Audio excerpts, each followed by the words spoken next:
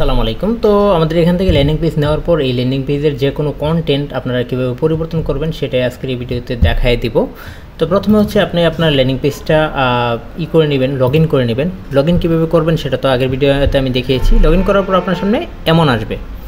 আসার পর আপনি কি করবেন, এখানে আপনার যে ল্যান্ডিং পেজের নাম আছে উপরে, এখানে ক্লিক দিয়ে আপনার ভিজিট সাইট এটাতে যাবেন। ভিজিট সাইটে যাওয়ার পর আপনার সামনে সাইটটা এরকম চলে আসবে, অর্থাৎ কাস্টমারের সামনে আপনার সাইটটা যেরকম শো করে সেরকম চলে আসবে।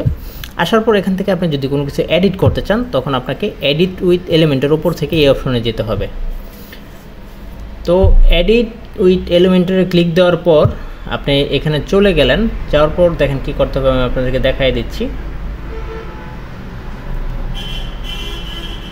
এটা লোড হইতে একটু সময় লাগবে, আমাদের নেটের স্পিড আজকে খুবই কম, যার কারণে হচ্ছে একটু বেশি সময় লাগতেছে।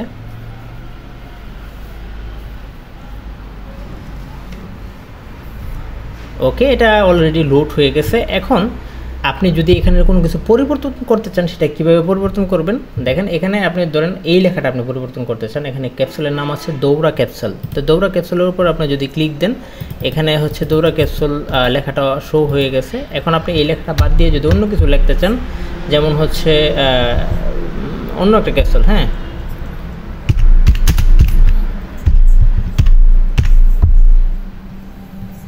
এরকম আপনি এখানে যাই লিখবেন তাই এখানে শো করবে, ঠিক আছে। এরপর হচ্ছে আপনি এখান থেকে হচ্ছে ডান পাশে উপর দিকে পাবলিশ যে অপশনটা আছে এইটাতে ক্লিক দিলেই এইটা আপনার সাইটে সেভ হয়ে যাবে, অর্থাৎ এই লেখাটাই আপনার সাইটে শো করবে, ঠিক আছে।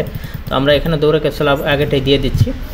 এরপর হচ্ছে নিচে সব কিছু এইভাবে আপনি এডিট করতে পারবেন। যেমন এখানে ভিডিও দেওয়া আছে, একটা ভিডিও শো করতেছে। এখন ভিডিওটা আপনি যদি পরিবর্তন করতে চান, এখানে ভিডিওর কোনায় ডান পাশের উপর দিকে এডিট অপশন বা কলমের একটা সাইন আছে, এখানে ক্লিক দেবেন। ক্লিক দেওয়ার পর এখানে দেখেন ভিডিওর লিঙ্কটা শো করতেছে ডান পাশে এখানে সোর্স লেখা আছে ইউটিউব, আর নিচে হচ্ছে লিঙ্ক দেওয়া আছে ভিডিওর লিঙ্কটা।